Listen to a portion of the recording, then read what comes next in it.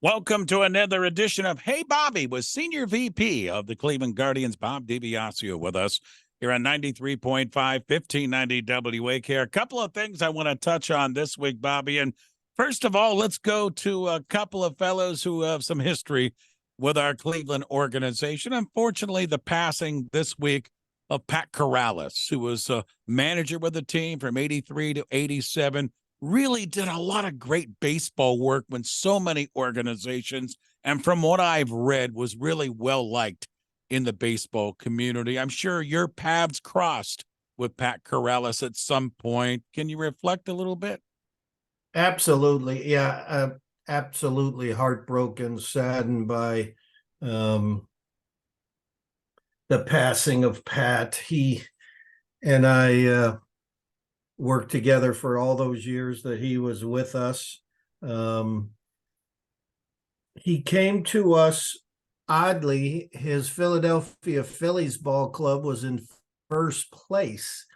Veteran ball club, Joe Morgan and P. Rose, etc.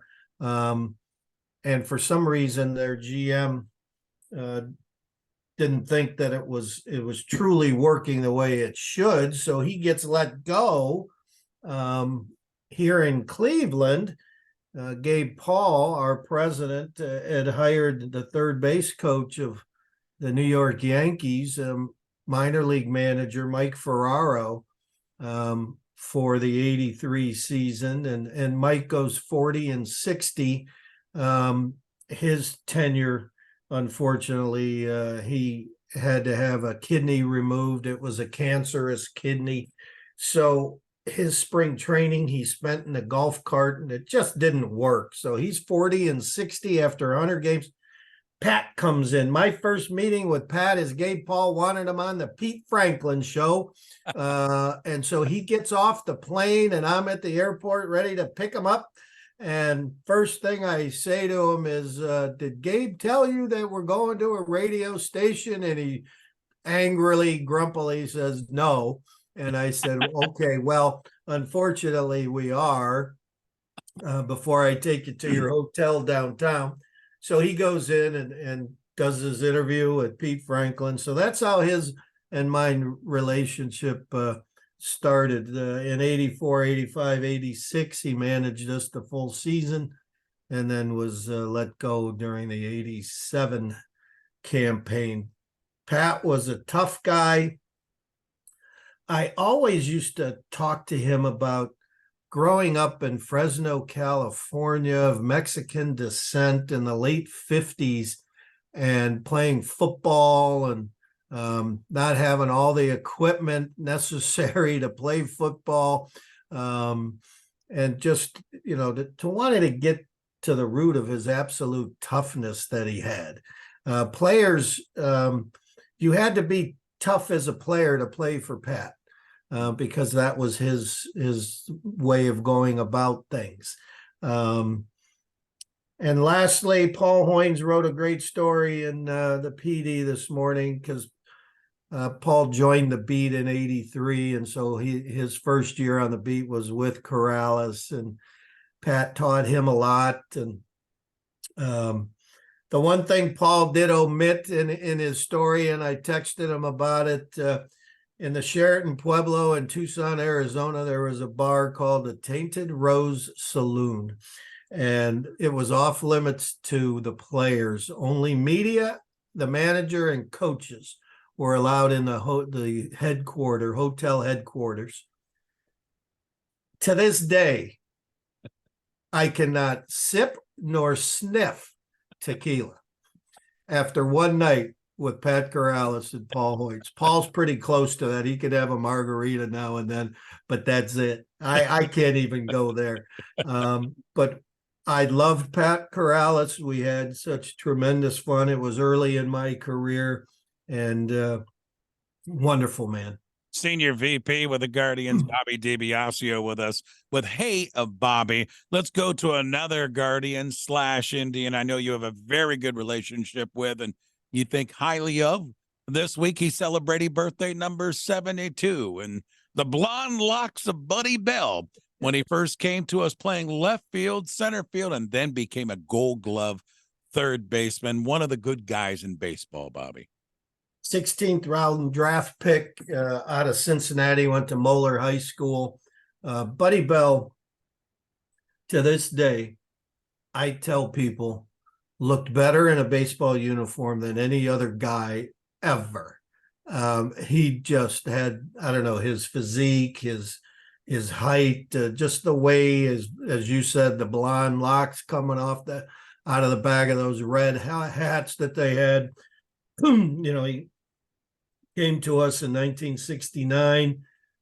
Baseball family, obviously, his father, Gus, played 15 years in the big leagues, mostly with the Cincinnati Reds, was a four-time All-Star himself, but he had two sons, Mike and David.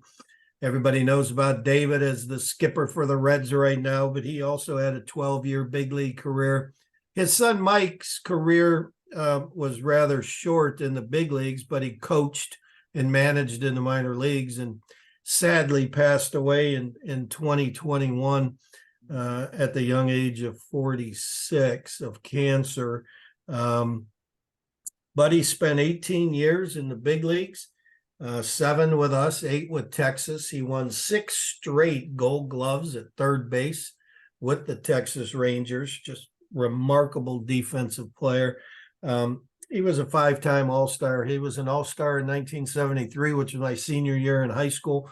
So he was with Buddy Bell, or Dwayne Kuiper, our favorite players on the Indians at that time. So got to know him when he coached with us early in the 90s and mid 90s, and just with Grover, and just a remarkable baseball man. And again, you forgot to mention he did play right field on occasion, and excuse me, and on occasion I was sitting behind the visitors' dugout. Cleveland Stadium is only air in whatever year this was. He threw a ball to third base from right field that went over my head into about 15 rows up. I was probably 5 rows. I snuck down behind the dugout, about 5 rows behind the visitors' dugout. And that ball came screaming in. You could hear it go by you, and it went about 20 rows behind us. And we were all in amazement, like, he threw that from right field, and you could hear it still from all the way where we were sitting. Absolutely a fan favorite. Yeah, and he was my favorite Indian player coming up through my young days too. Like you said, loved watching him play. Okay, a lot has been talked about, Bobby, in the last week since you and I got together. I know Hammy's interviewed him. Rosie talked about him, the media and everything. I know you have a very close relationship with Tito, and certainly not to try to pry or anything, but Tito said it, it's a grind. And you see a lot of that through your years of working with the Indians/Guardians. It's a grind for a manager. A lot of people might not understand that. And Tito has been in it. I mean, he has been surgery after surgery, rehabbing, but yet managing this baseball team. And he said it, he gets bumped up. He is banged up by the time the year comes around. So hopefully he stays on managing. We get it if he steps aside, but it's been a great run with Tito here as our manager. Oh, my 11 years. Just think about that unto itself, that somebody's managed 11 years with one franchise. That doesn't happen very often anymore. And he certainly earned the open-ended contract that, he's our skipper until he decides for whatever reason. And one of the major reasons in this conversation that he had when Andre Knott asked him the question in a presser, one of his daily pregame presser, how you feeling? Tito's an incredibly honest man. So he just told him that he's beat up and he's got to have shoulder surgery. He's got a double hernia. He's going to spend another off season just trying to get healthy to handle a 7-8 month baseball season. and he's been doing this for 23 years as a manager. He had 10 years as a player, resulting in 6 knee surgeries just to stay on the field. And so, as he said, you use the word, Hammy uses the word, we all use it, that he's beat up. And I think the tone that you could hear in the interview he did the day after, when Andre Knott asked a question with Hammy in the pregame, really, Hammy did a wonderful job just chatting with him, that, just reading the tea leaves is the phrase they used, and how Tito was chatting about seeing his grandchildren in the office after a game, and that's become, his shining light. And I think we've all, as the tea leaves say, Tito shared with us, because he's so honest at this stage, instead of waiting till the end of the year. He's an honest guy, was asked a question and he answered it. That's the way Tito is. And we don't know what lies ahead for Terry Francona. It's been a great run with us. And who knows, maybe the organization would look to keep him in some way. His valuable experience and the way he treats people, Bobby, I think is so valued with the way he conducts himself as a leader. Oh, absolutely. We've talked about it many times. Service to others is one of his greatest strengths as a leader of men on a baseball team. He also embraces individuality, which I think is a unique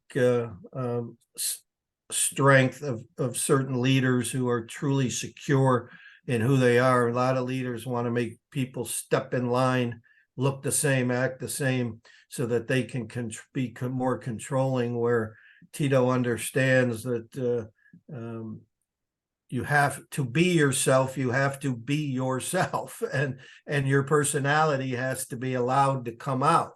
And while you understand respect for the game and all the things that go below that in terms of nutrition and sleep and listening to your coaches and working hard, etc., showing up on time, there's a respect for the game that goes along with embracing the individual personalities. And he's just the most authentic, genuine guy you'd ever want to meet. So there's no question that he's absolutely made his mark on our franchise, winningest manager of all time. Not sure we'll ever see somebody pass Mike Hargrove in third place, Lou Boudreau in second place, and Tito Francona in first place on that list. Senior VP, Bobby DiBiasio. It's called Hey Bobby. He joins us each week here on 93.5, 1590 WAKR. Bobby, as always, thank you for making time with us. We'll do it again next week, my friend. Thank you. Thank you, Ray. Go Guardians.